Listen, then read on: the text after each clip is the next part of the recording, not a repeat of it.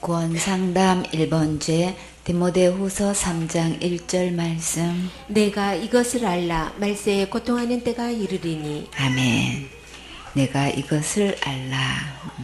무엇을 알아야 된다고 명령하셨나요? 말세에는 고통하는 때가 온다고 하셨지요. 말세에 어떤 고통이 올까요? 2절 말씀. 사람들은 자기를 사랑하며 돈을 사랑하며 자긍하며 교만하며 회방하며 부모를 거역하며 감사치 아니하며 거룩하지 아니하며. 아멘. 자기를 사랑하며. 말세에는 사람들이 자기를 사랑한다고 하셨는데 왜 그것이 고통이 될까요? 하나님의 말씀은 누구를 사랑하라고 하셨나요? 하나님 사랑, 이웃 사랑하라고 하셨죠. 마태복음 22장 37절에 예수께서 가라사대 내 마음을 다하고 목숨을 다하고 뜻을 다하여 주 너의 하나님을 사랑하라 하셨으니 이것이 크고 첫째 되는 계명이요 둘째는 그와 같으니 내 이웃을 내 몸과 같이 사랑하라 하셨으니 이 두 계명이 온 율법과 선지자의 강령이니라. 첫째는 하나님 사랑하는 것과 둘째는 이웃을 사랑하는 것이 이 모든 성경의 으뜸이 되는 핵심 줄거리라고 하셨어요. 그런데 하나님 말씀대로 살지 않고 자기를 사랑하고 있는 것이 고통이 되고 있어요. 요한복음 3장 16절에 하나님이 세상을 이처럼 사랑하사 독생자를 주셨으니 이는 저를 믿는 자마다 멸망치 않고 영생을 얻게 하려 하심이니라. 하나님의 이 사랑을 받으면 예수님 안에 있는 영생도 없고 멸망하는 지옥에 가지 않아요. 로마서 8장 32절에 자기 아들을 아끼지 아니하시고 우리 모든 사람을 위하여 내어주신 이가 어찌 그 아들과 함께 모든 것을 우리에게 은사로 주지 아니하시겠느냐. 하나님께서 우리에게 예수님 안에 있는 모든 것을 은혜로 하늘의 선물을 주셨어요. 이 하나님의 사랑을 믿고 받는 것이 곧 하나님을 최고로 사랑하는 거예요. 이렇게 하나님을 사랑하고 이웃을 내 몸과 같이 사랑하면 정말 너무나 행복하고 즐겁지요. 그러나 자기밖에 모르고 자기를 위해서만 사는 것은 그것은 만족도 없고 갈수록 이기적이고 마음이 점점 강박해져서 결국 그것이 자기에게 고통이 되어 괴롭고 아픔이 되고 있어요. 세상 문화가 갈수록 개인주의가 발달되어서 혼자 살아도 육신적으로는 불편함이 없는 것 같아도 그러나 자기 영혼은 고통받고 있는 것을 깨달아야겠지요. 본 말씀에 돈을 사랑하며 돈이면 전부라는 생각이 몇 천년을 두고 내려오고 있어서 많은 사람들이 큰 영향을 받고 있어요. 그러나 우리는 누구를 믿고 사랑해야 될까요? 하나님을 믿고 사랑해야지요. 마태복음 6장 24절에 한 사람이 두 주인을 섬기지 못할 것이니 혹 이를 미워하며 저를 사랑하거니와 혹 이를 중히 여기며 저를 경히 여김이라. 너희가 하나님과 재물을 겸하여 섬기지 못하느니라. 사람들은 하나님과 물질을 같은 자리에 놓고 있기 때문에 주님은 두 주인이라고 하셨어요. 겉으로는 돈인 것 같은데 실상은 주인이 다른 거예요. 그러면 우리는 어떤 주인을 섬겨야 마땅할까요? 잠언 3장 5절에 너는 마음을 다하여 여호와를 의뢰하고 내 명철을 의지하지 말라. 너는 범사에 그를 인정하라. 그리하면 내 길을 지도하시리라. 스스로 지혜롭게 여기지 말지어다. 여호와를 경외하며 악을 떠날지어다. 오직 하나님께 예배 성공하고 주님께 의뢰하면 지혜와 명철도 주시고 갈 길도 환히 보여주셔요. 돈만 있으면 자기 마음대로 자기 생각대로 계획하고 추진하면 다 될 것 같은데 막막하고 답답하고 한계를 넘을 때가 정말 많지요. 돈을 사랑하고 따라가는 것은 악한 사단에게 속아서 자기도 모르게 주인으로 섬기고 있는 거예요. 그러니까 내 마음의 주인을 예수님으로 속히 바꿔야겠지요. 본문 말씀에 자긍하며, 자긍하는 것은 자신의 능력을 믿고 자기 스스로 자랑하는 거예요. 시편 49편 6절에 자기의 재물을 의지하고 풍부함으로 자긍하는 자는 아무도 결코 그 형제를 구속하지 못하며 저를 위하여 하나님께 속전을 바치지도 못할 것은 저희 생명의 구속이 너무 귀하며 영영이 못할 것임이라. 자기 재물이 풍부해서 그것을 의지하고 자랑하고 있어도 그것으로 자기 죄나 형제의 죄를 구원할 수는 없지요. 그 이유가 뭐 때문이라고 하셨나요? 생명의 구속이 너무 귀해서 영영이 할 수 없는 거지요. 구속값이 얼마나 되길래 갚을 수가 없을까요? 마태복음 18장 24절에 회개할 때에 1만 달란트 빚진 자 하나를 데려오매. 지금까지 자기 인생이라고 자기 마음대로 살았어도 그러나 하나님 앞에서 반드시 결산한 날이 와요. 그때 부끄러움 없어야지요. 다 같이 이 다음에 예수님을 만나면 우리 뭐라 말할까. 그때는 부끄러움 없어야지. 우리 서로 사랑해. 하나님 앞에 결산할 때 우리는 크게 칭찬받고 큰 상급 받아야지요. 한 달란트는 6천 데나리온이에요. 한 데나리온은 노동자 하루 품삯이지요. 그러면 한 달란트는 노동자 16년 4개월이 넘는 품삯이에요. 1만 달란트는 16만이 넘는 노동자 품삯인데 우리가 16만 년 동안 일해서 벌 수도 없고 살 수도 없지요. 그러면 돈이면 다 된다는 생각은 버려야겠지요. 죄의 삭은 사망이라 죽어야 하는데 우리는 흠 있는 죄인이라서 죄값을 죽어도 지불할 수 없어요. 오직 흠 없으신 예수님의 생명값을 주어야만 지옥갈 모든 죄에서 구속받을 수 있어요. 잠언 11장 28절에 자기의 재물을 의지하는 자는 패망하려니와 의인은 푸른 잎사귀 같아서 번성하리라. 자기 재물만 의지하고 살다가 죽으면 그 재물이 지옥에서 건져줄 수도 없고 천국도 갈 수 없으니까 정말 망하는 거 맞지요? 그러나 예수님을 믿고 의롭게 된 자는 천국에서 영원히 살 수 있어요. 잠언 18장 11절에 부자의 재물은 그의 견고한 성이라 그가 높은 성벽같이 여기느니라. 재물이 많으면 마음이 높아서 예수님의 말씀을 들으려고 하지 않지요. 예수님의 십자가의 은혜는 마음이 겸손한 자에게 들려지고 믿어지는 은혜가 와요. 잠언 22장 1절에 많은 재물보다 명예를 택할 것이요 은이나 금보다 은총을 더욱 택할 것이니라. 재물보다 좋은 예화의 주인공이 되는 게 낫고 은이나 금보다 하나님의 특별한 사랑과 은혜를 입는 것이 더욱 좋지요.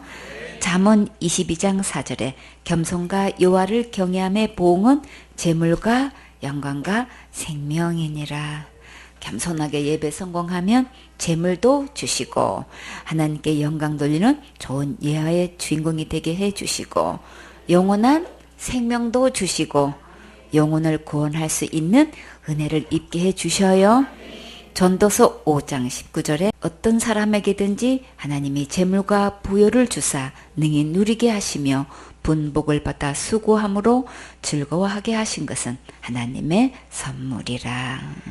하나님께서 재물과 부요를 주어서 즐겁게 누릴 수 있게 하신 것은 하나님의 큰 선물이에요.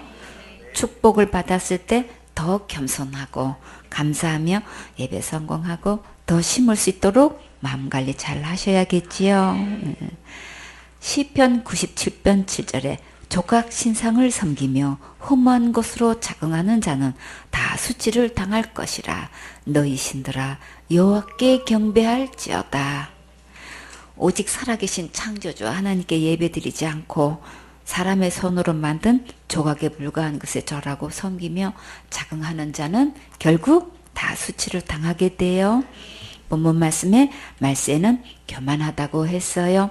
잘난 체하고 뽐내고 건방지고 오만하고 거만하고 방자한 것은 주님은 어떻게 여기실까요? 잠언 21장 4절에 눈이 높은 것과 마음이 교만한 것과 악인의 형통한 것은 다 죄니라. 이런 것은 다 죄라고 하셨지요. 잠언 16장 18절에 교만은 패망의 선봉이요 거만한 마음은 넘어짐의 앞잡이니라. 잘난 체하며 뽐내고 건방진 것은 제일 먼저 망하게 되고 잘난 체하며 남을 업신여기는 자는 제일 먼저 넘어지게 돼요. 잠언 13장 10절에 교만에서는 다툼만 일어날 뿐이라. 권면을 듣는 자는 지혜가 있느니라. 우리는 다 실수할 수 있고 잘못할 수 있지요. 그러나 알아듣도록 권면해 주실 때 잘 받아들이면 오히려 지혜로운 자가 될 수 있어요. 왜 나를 책망하고 야단치실까요? 다 나 잘되라고 하시지요. 책망을 잘 받아내는 자는 그만큼 빛나리가 될 수 있어요. 다이아몬드를 깎으면 깎을수록 그 진가가 높아지지요. 그러나 듣지도 않고 따지고 싸우려고 대들면 다음부터 아무도 말해주지 않지요. 그럼 누구만 손해일까요? 그렇죠. 본인만 손해예요. 책망을 달게 들을 줄 아는 그릇은 그 크기와 깊이와 무게가 다르지요. 정말 장래성이 있어 보이지요. 권면을 잘 받아들이면 지혜가 있다고 하셨어요. 각자 선생님을 통해서 사랑으로 권면해 주실 때 감사한 마음으로 잘 받아들이세요. 그러면 정말 아름답게 변화받을 수 있어요. 잠언 14장 3절에 미련한 자는 교만하여 입으로 매를 자청하고 지혜로운 자는 입술로 스스로 보전하느니라. 됐다고 말도 안 하고 계속 고집 부리다가 매를 자청하는 자는 정말 미련한 거예요. 잘못했을 때는 그냥 잘못했습니다. 죄송합니다 하고 겸손하게 용서를 구하면 가장 지혜로운 거예요. 성질내고 고집 부리다가 더 큰 매를 부르지 마세요. 잘못했어도 예쁘게 반응만 하면 오히려 더 칭찬받아요. 잠언 21장 24절에 무례하고 교만한 자를 이름하여 망연대자라 하나니 이는 넘치는 교만으로 행함이니라. 무례한 것은 태도나 말에 예의가 없는 것을 말하지요. 잘못에 대해 지적받고 책망받을 때 가장 중요한 것은 예를 다하는 거예요. 태도가 중요하다는 뜻이에요. 잘못을 했느냐 안 했느냐, 사실이냐 오해냐, 진실이냐 거짓이냐, 내 편이냐 아니냐, 이런 것들에 기준 두지 마시고 하나님 앞에서 거룩함에 중점을 두세요. 중요한 것은 지금의 내 모습보다 더 아름다워졌으면 좋겠지요. 마음에 억울한 마음도 들고 다 이해할 수 없을 때일수록 주님 저를 아름답게 해주세요. 빛날이 되게 해주세요. 이렇게 예쁘게 기도하면 주님께서 전화위복으로 합력선으로 해피엔딩으로 아름답게 인도해 주셔요. 예수님 끝까지 바라보시고 더 큰 소망을 가지세요. 모세가 크게 실수했을 때 주님께서 망령되이 행했다고 크게 책망하시면서 무엇을 지적하셨나요? 백성 앞에서 하나님의 거룩함을 낯이 나타내지 않았다고 하셨지요. 민수기 27장 14절에 이는 신 강야에서 회중이 분쟁할 때 너희가 내 명을 거역하고 그 물가에서 나의 거룩함을 그들의 목전에 나타내지 하였음이니라. 이 물은 신 강야 가데스의 무리바 물이니라. 이것을 무리바 사건이라고 하는데 백성들이 물이 없어서 가랄 때에 모세에게 와서 원망을 했어요. 그때 하나님께서 반석을 향해 물을 내라고 명령하라고 하셨는데 모세가 반석을 2번이나 쳤지요. 신명기 32장 51절에 이는 너희가 신강약 가데스의 무리바 물가에서 이스라엘 자손 중 내게 범죄하여 나의 거룩함을 이스라엘 자손 중에서 나타내지 아니한 연고라. 주님께서 이렇게 모세가 하나님의 거룩함을 나타내지 않았다고 거듭 말씀하셨어요. 무리바 사건 현장을 잠깐 견학해 볼까요? 민수기 20장 7절에 여호와께서 모세에게 일러 가라사대 지팡이를 가지고 내 형 아론과 함께 회중을 모으고 그들의 목전에서 너는 반석에게 명하여 물을 내라 하라. 네가 그 반석을 물을 내게 하여 회중과 그들의 짐승에게 마시울지니라. 전능하신 하나님께서 이스라엘 백성을 애굽에서 인도하여 내셔서 광야를 지날 때 모든 것을 책임지시고 멋지게 해결해 주셨어요. 주님께서 모세에게 어떻게 하라고 하셨나요? 다 같이 크게 반석아 물을 내라. 다시 한번 더 크게 반석아 물을 내라. 이렇게 말로 명령하라고 분명히 말씀하셨어요. 9절에 모세가 그 명대로 여호와의 앞에서 지팡이를 취하니라. 모세와 아론이 총회를 그 반석 앞에 모으고 모세가 그들에게 이르되 패역한 너희여 들어라. 우리가 너희를 위하여 이 반석에서 물을 내랴 하고. 모세가 백성들 앞에서 지금 누가 물을 내겠다고 했나요? 우리가 너희를 위하여 이 반석에서 물을 내랴? 이렇게 말하면 되나요? 안 되지요.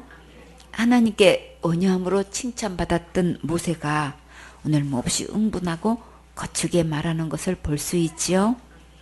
이때가 누나 미리암이 죽어서 상중에 몹시 슬픔 중 가운데서 있었기 때문에 백성들이 몰려와 원망 불평할 때 이 마음 관리를 하지 못하고 있는 것을 볼 수 있어요. 11절에 그 손을 들어 그 지팡이로 반석을 2번 치매 물이 많이 솟아나므로 회중과 그들의 짐승이 마시니라. 다 같이 솟아올라라 축복의 샘물 솟아올라라 넘쳐나라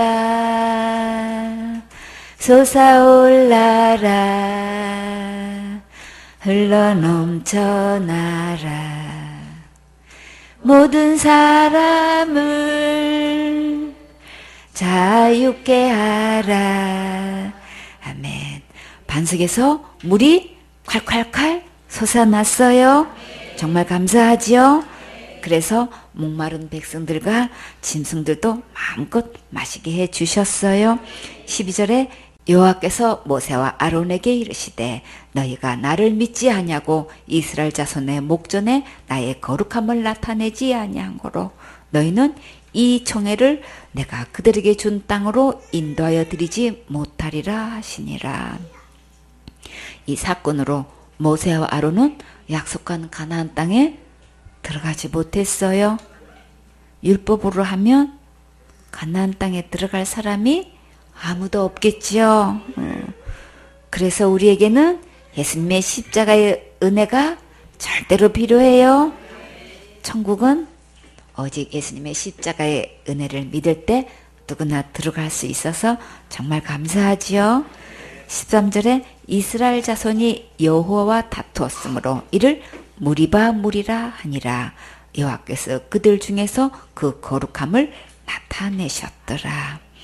하나님께서 세우신 지도자 앞에 예를 다할 때 하나님께서 그 앞길에 탄탄대로를 열어주셔요. 사역자는 어떤 상황에서도 거룩함을 잃지 않는 합격을 해야 귀하고 장구하게 쓰임받을 수 있어요.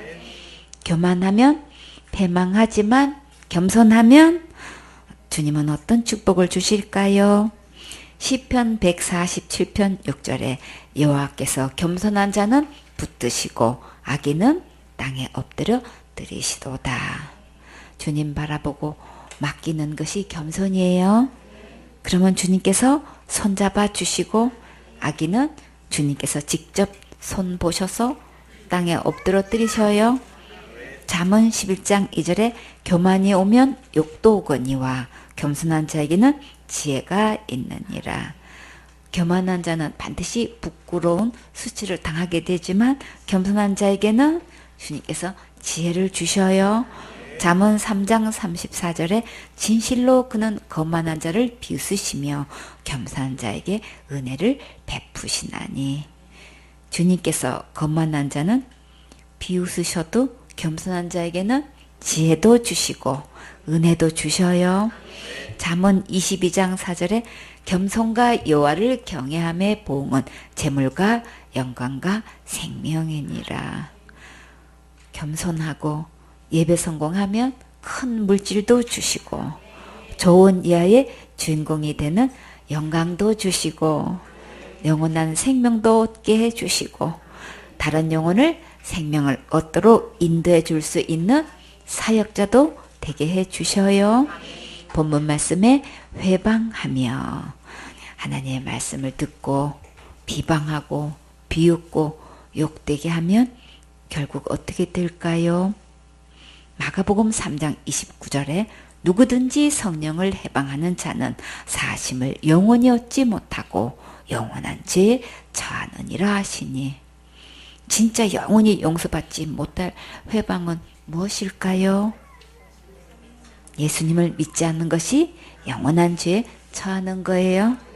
예수님께서 내 죄를 위해 십자가에서 죽으시고 부활하셔서 지옥 갈래 모든 죄를 영원히 용서해 주셨는데 이 영원한 구원을 믿지 않으면 영원히 용서함을 얻을 수 없고 영원한 죄를 받아 지옥 가게 돼요.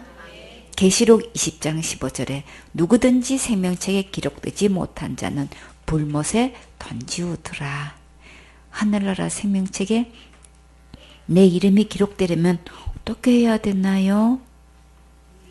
다 같이 하늘나라 가는 길이 어디 있을까? 하늘나라 여는 문이 어디 있을까? 어디에 있나요? 예수님 안에 있지요. 요한복음 14장 6절에 예수께서 가라사대 내가 곧 길이요 진리요 생명이니 나로 말미암지 않고는 아버지께로 올 자가 없느니라. 예수님 안에 천국 가는 길이 있고 영원한 생명도 있어요.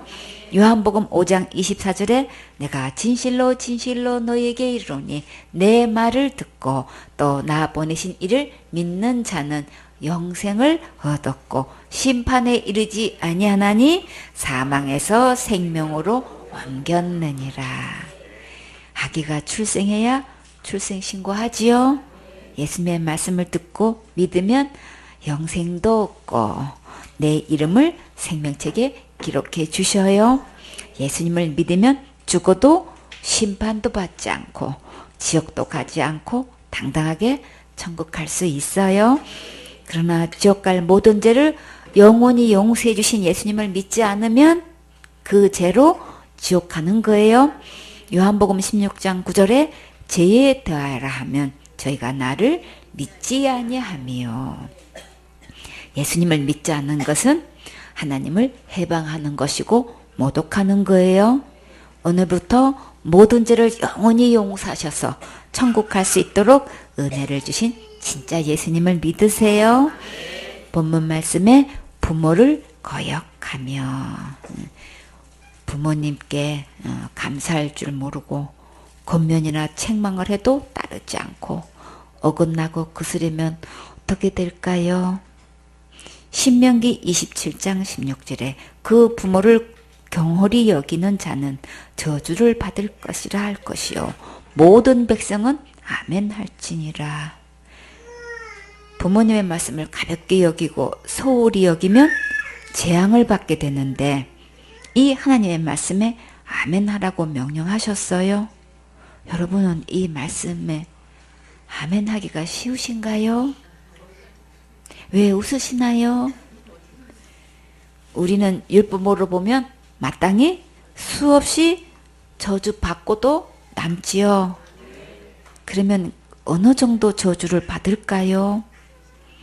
마태복음 15장 4절에 하나님이 이르셨을 때 내 부모를 공경하라 하시고 또 아비나 어미를 해방하는 자는 반드시 죽으리라 하셨거늘. 부모님을 받들어 모셔야 하는데 오히려 헐떡고 비방하고 까탈스럽게 나오고 이래라 저래라 간섭하거나 뻑뻑대면 어떻게 되나요? 반드시 죽는다고 하셨지요. 10계명 중에 5계명은 내 부모를 공경하라고 하셨는데 이 5계명만 지키지 못해도 우리는 죽을 수밖에 없죠. 왜 그럴까요? 죄의 삭은 사망이기 때문에 마땅히 저주받아 죽어야 하는 거예요. 이렇게 심각한 죄인 줄은 정말 몰랐지요. 성경에서 이런 자가 죽임을 당한 사건을 한번 볼까요?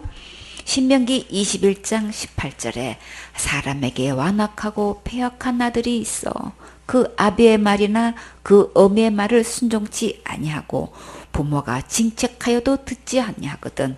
부모가 그를 잡아가지고 성문에 이르러 그 성읍 장로들에게 나아가서 그 성읍 장로들에게 말하기를 우리의 이 자식은 완악하고 패역하여 우리 말을 순종치 아니하고 방탕하며 술에 잠긴 자라 하거든. 그 성읍의 모든 사람들이 그를 돌로 쳐 죽일지니 이같이 내가 너희 중에 악을 제하라. 그리하면 온 이스라엘이 듣고 두려워하리라. 오죽하면 부모가 자식을 법정에 내어주고 이렇게 죽게 할까요? 정말 부모 힘으로 되지 않는 일들이 너무나 많지요. 이런 지경까지 가면 정말 안 되겠지요. 그러나 하나님 말씀대로 부모님께 순종하고 효도하면 어떤 축복을 주실까요? 신명기 5장 16절에 너는 너의 하나님 여호와의 명한 대로 내 부모를 공경하라. 그리하면 너희 하나님 여호와가 내게 준 땅에서 내가 생명이 길고 복을 누리리라. 부모를 공경하라고 하신 것은 누구의 명령인가요? 너는 너의 하나님 여호와의 명한 대로 내 부모를 공경하라고 하셨지요. 하나님께서 명령하신 대로 부모를 공경하면 장수의 복도 주시고 축복도 누리게 해주셔요. 이 약속은 누가 하셨나요? 하나님께서 약속하셨고 하나님께서 장수의 복과 축복을 주시는 거예요. 부모님이 명령하신 것도 아니고 약속하신 것도 아니라 전능하시고 신실하신 예수님께서 하셨어요. 잠언 23장 35절에 내 부모를 즐겁게 하며 너 낳은 어미를 기쁘게 하라. 부모님을 즐겁고 기쁘게 해드리면 하나님께서 다 보고 축복해 주셔요.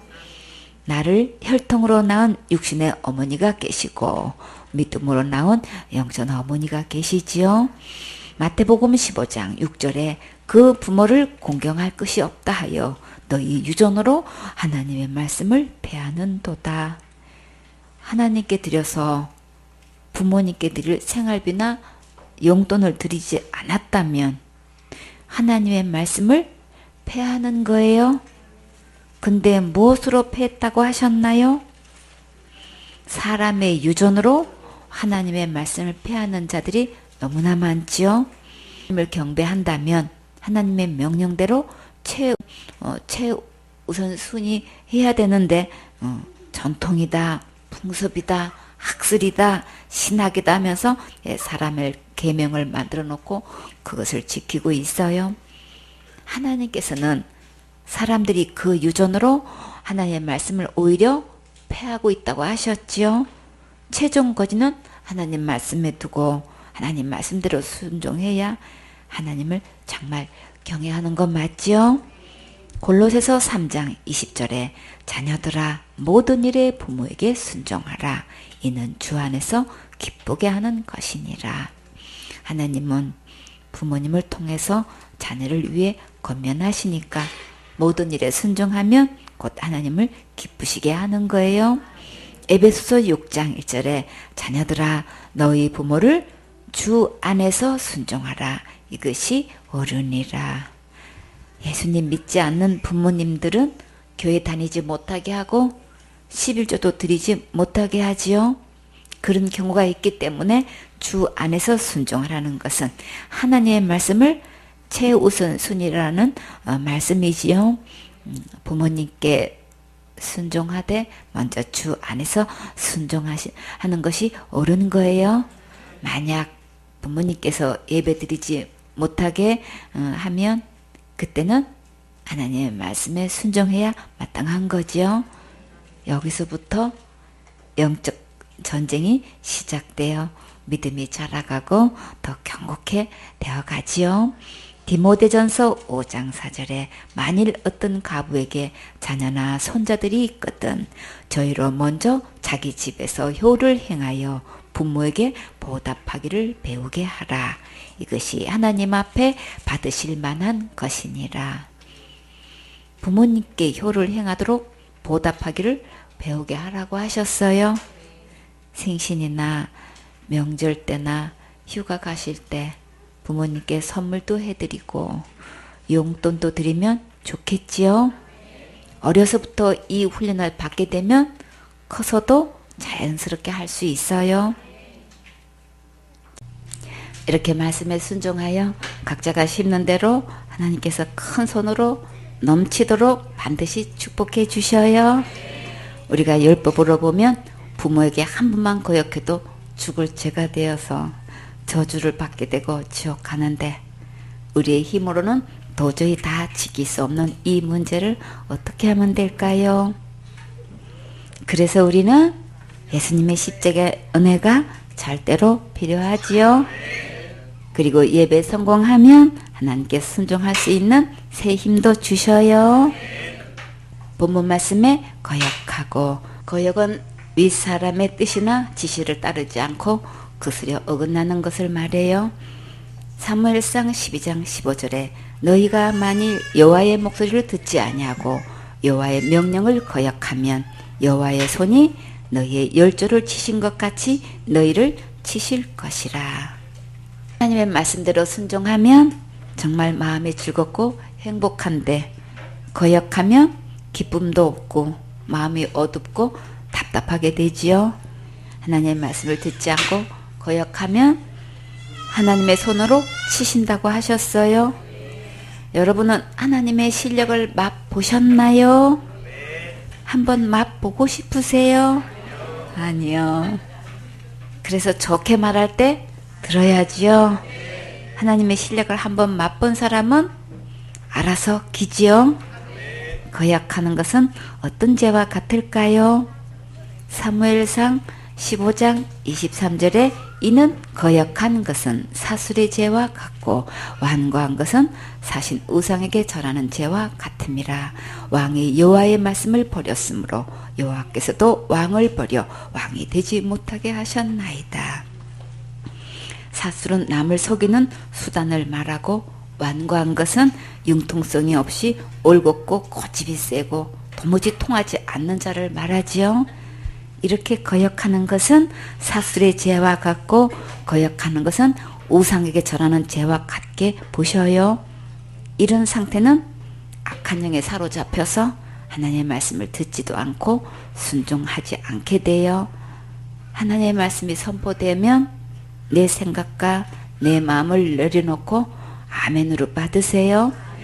그러면 마음의 어둠이 물러가고 말씀의 빛이 마음을 밝게 비추어 말씀을 청종하고 순종하게 돼요. 본문 말씀에 감사치 아니하며 말세에 고통하는 때에 감사치 않는다고 하셨어요. 데살로니가 전서 5장 18절에 범사에 감사하라. 이는 그리스도 예수 안에서 너희를 향하신 하나님의 뜻이니라. 감사는 고마운 마음을 나타내는 인사예요. 먼저 말로 고마움을 인사해야 하고 또 물질로 감사를 표현하면 더욱 감사의 마음이 높아지겠지요. 감사하는 것은 하나님의 뜻이라고 하셨어요. 범사에 예수님 안에서 감사하라고 하셨는데 예수님 안에는 무엇이 있나요?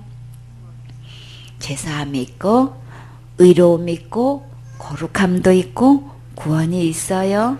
영생도 있고 하나님의 자녀되는 권세도 있고 신령한 모든 복이 있어요. 또 천국이 있고 영원한 상급이 있지요. 여러분은 예수님 안에 이 모든 것을 받았습니까? 감사하신가요? 그래요. 감사한 마음을 가지고 표현할 때 말씀이 계속 잘 들리게 돼요. 이 모든 것은 예수님께서 십자가의 은혜로 주신 것을 우리는 믿음으로 받았지요.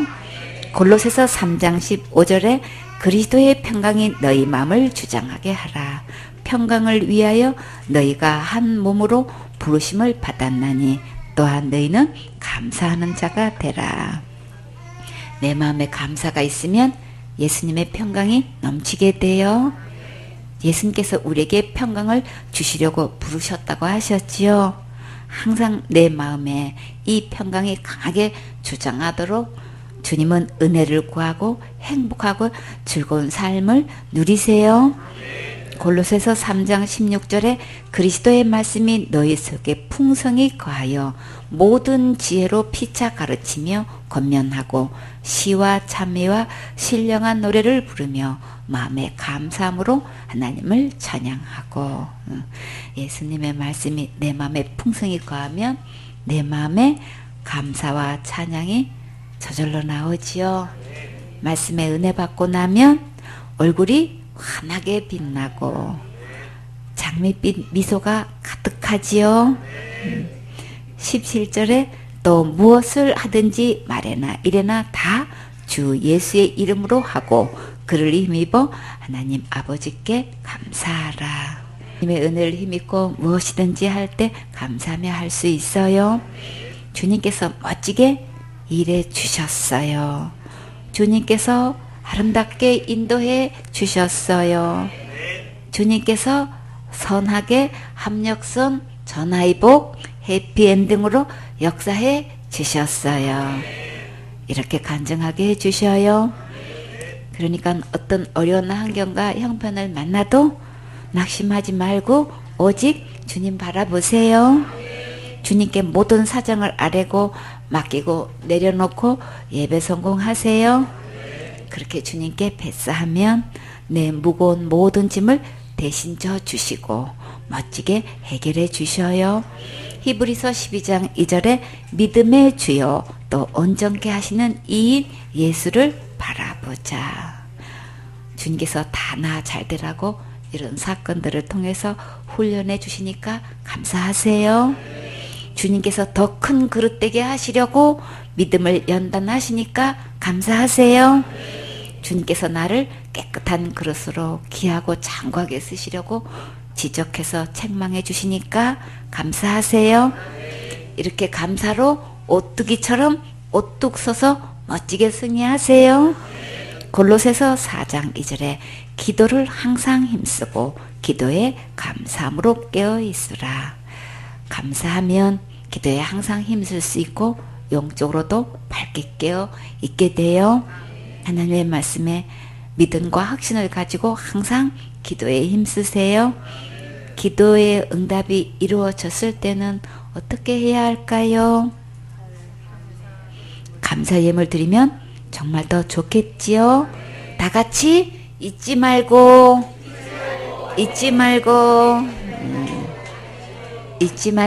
감사 예물 드리세요. 드림도 습관이고 훈련이에요.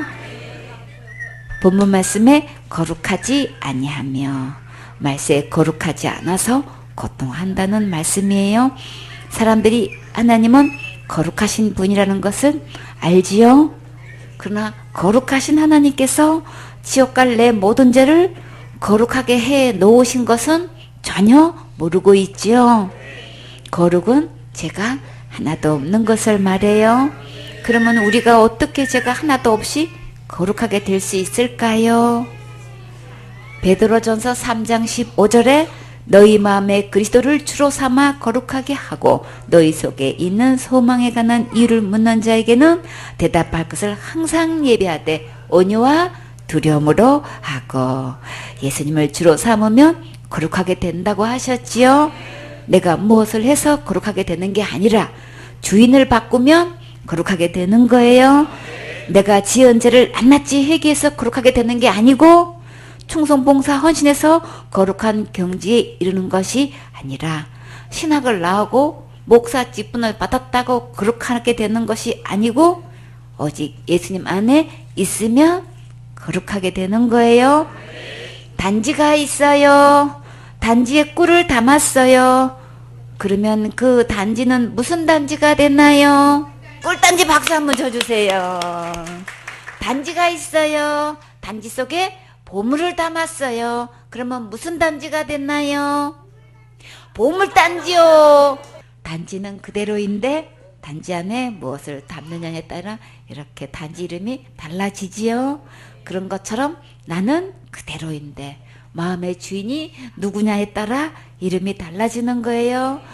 내 마음에 악한 주인이 있으면 내 마음은 악한 단지가 되는 것이고 내 마음에 거룩하신 예수님이 주인이 되시면 내 마음은 거룩한 단지가 되는 거예요. 내 마음의 주인이 누구냐에 따라 이렇게 달라졌어요. 여러분의 마음에는 누가 주인이십니까? 예수님이 여러분 마음의 주인이 되셨습니까? 그러면 여러분은 거룩한 단지인가요? 악한 단지인가요? 거룩한 단지가 되셨어요? 감사해요. 그러면 예수님께서 우리를 어떻게 거룩하게 해 주셨을까요? 히브리서 10장 10절에 이 뜻을 조차 예수 그리스도의 몸을 단번에 들이심으로 말미암아 우리가 거룩함을 얻었노라. 예수님께서 내 죄를 위해 십자가에서 죽으시고 부활하셔서 지옥 갈 내 모든 죄를 영원히 용서해 주셔서 거룩하게 해 주셨어요.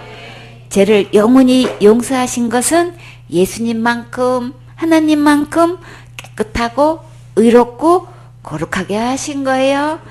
그래서 누구든지 이 예수님을 믿으면 거룩한 천국에 갈 수 있어요. 아멘.